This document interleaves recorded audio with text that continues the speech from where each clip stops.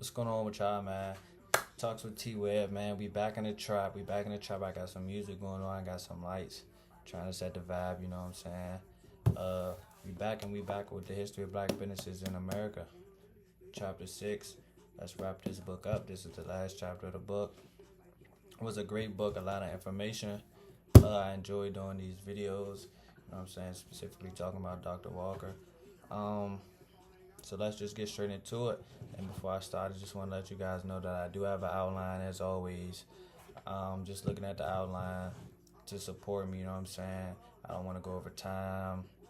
I want to make sure that this video is organized, just things of that nature. So I'm not reading. If I look down, I'm not reading. I'm just following the outline. I'll make sure to attach an additional copy of the outline on Blackboard, just in case I stutter. I'm talking too fast. You guys can go on Blackboard. You can look at the outline as you watch this video. So first, we're going to start off with the suppression of blacks, specifically during the Civil War. So there was a skin privilege phenomenon that was going on, basically preventing blacks from being successful and pushing whites. So just imagine that every time you go out, you trying to do things for your business, you're being held back because of the color of your skin. You know what I'm saying? So you can't even start your business, you can't even push your business, you can't even promote your business specifically for the color of your skin. So that are some things that they struggle with. Also, there were race-based labor riots that were going on. So, of course, it's white versus black. This is a time where white has power. Whites still have power to this day, but they had a tremendous amount of power over blacks back then. So any type of riot, any type of war, debate, discussion, anything, we know the whites are going to dominate the blacks just because of the resources and the things that they have. They're more united, they're more educated and more knowledgeable. Come on, we know going back into those times that, you know what I'm saying, whites really had the advantage over blacks. So that was another thing. They were in poor living conditions, and they were facing a white civilian hostility at that time. You see what I'm saying? So say you living in a trap, in a broken down house. Say you living in one of these conditions, you get sick. All the service workers, all the businesses are white owners. So how do you get help? If you sick, how do you go to the hospital when all the nurses are white? You know what I'm saying? We in this era where there's white civilian hospitality, so the whites are hostile, but those are also the service workers. Those are the people who are supposed to serve me. So how do I, you know what I'm saying? How do I get better? How do I start my business if I'm sick, but I can't get help? I got to get sick on my own. I got to get help on my own. You know what I'm saying? I got to get better on my own. And then specific examples like skilled craftsmen, they were forced out of the labor work system. You know what I'm saying? That whites were forcing them out. And think about it. Say you skilled at something. You know what I'm saying? You're doing good. You're trying to start your own business, and you just kicked out. Color your skin once again. You know what I'm saying? So this builds up anger. But going into, you know what I'm saying, the successes, the triumphs, blacks persevered, you know what I'm saying? So although this built up anger, that turned to motivation. So the first point I have for the successes was free blacks and self-hired slaves. They worked together to develop their businesses. You know what I'm saying? They worked together to build their businesses. You know what I'm saying? That's good. Because coming from that time, you know what I'm saying, blacks were slaves. They weren't as united. So just hearing that they work together, you know what I'm saying, to build and develop those businesses. And those businesses could be anything, you know, for the men, barbering, bricklaying, painting, all those types of things. Then women, like the laundry workers, the hairdressers, the nurses, things of that nature. So, you know what I'm saying, working together and building that, because you done heard that, you know what I'm saying, I'm sick, but I can't go to the hospital because they all white. So, oh yeah, I'm going to step up, and I'm going to be the nurse, you know what I'm saying? Or I can't go get a haircut because all the barbers are white, so I'm going to be the barber, you know what I'm saying? So that's something good. They working together. So as we know, very few businesses were popular in the times of Civil War, but you know what I'm saying, there were owners, there were people who persevered through these tragedies. We have black owners who are working as subcontractors, and they're supplying white people. You know what I'm saying? So just look at the approach, the step up. You know what I'm saying? Black people now put themselves in a position where they serving white people. You know what I'm saying? So with that being said, I got three people that I want to shout out because I feel like they work hard to get their name out there. You know what I'm saying? So the first one is Thomas Downing. Thomas Downing, he started the Oyster House, and then his son George Downing had Downing Block. So the Oyster House was a restaurant that everybody went to. Like it was known, everybody went to. And then the Downing Oyster, I mean not the Downing Oyster House, but the Downing Block by his son was like a hotel resort. You know what I'm saying? So they had people upstairs, white people paying to stay upstairs in a hotel resort. So a father and son duo working together, figuring it out, becoming business owners, being influential. You know what I'm saying? Only a few businesses really took off. They set that standard for the blacks. You know what I mean? They set that standard. So that was the first shout out. The second shout out was Tunis Campbell. I hope I'm saying his name right. Tunis Campbell. They was an author. The first black author to write a book on hospitality and culinary services. So they, you know what I'm saying, wrote about how you could be a waiter or waitress as a black individual in this, you know what I'm saying, hostile environment. So they kind of set another standard. You know what I'm saying? Being the first author of that type of book is a big accomplishment. Setting the standard, you're motivating others, you're influencing others. You know what I'm saying? So even by just doing that, you're promoting black success. And then the last is Stephen Smith, who was born into slavery, but he didn't own any slaves, and that's important because most black most black people who had businesses and their businesses were successful, they benefit from slavery. There were only three who didn't benefit from slavery, and Stephen Smith I wanted to give a huge shout out to because he was born in slavery, but he didn't have any slaves, and he still accumulated over six figures.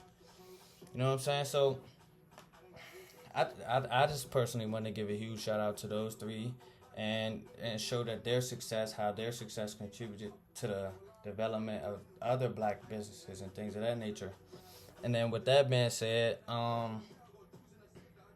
it says to argue whether I believe that the blacks, you know what I'm saying, they were lucky, you know what I'm saying, or did they just truly work hard? And I feel like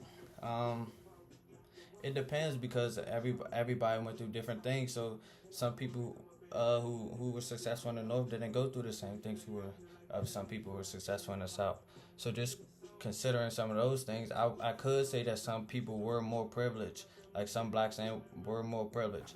But overall, I feel like blacks as a whole, especially in this area, they all persevered. They all worked hard for everything that they got. They all worked hard for everything that they owned. You know what I mean?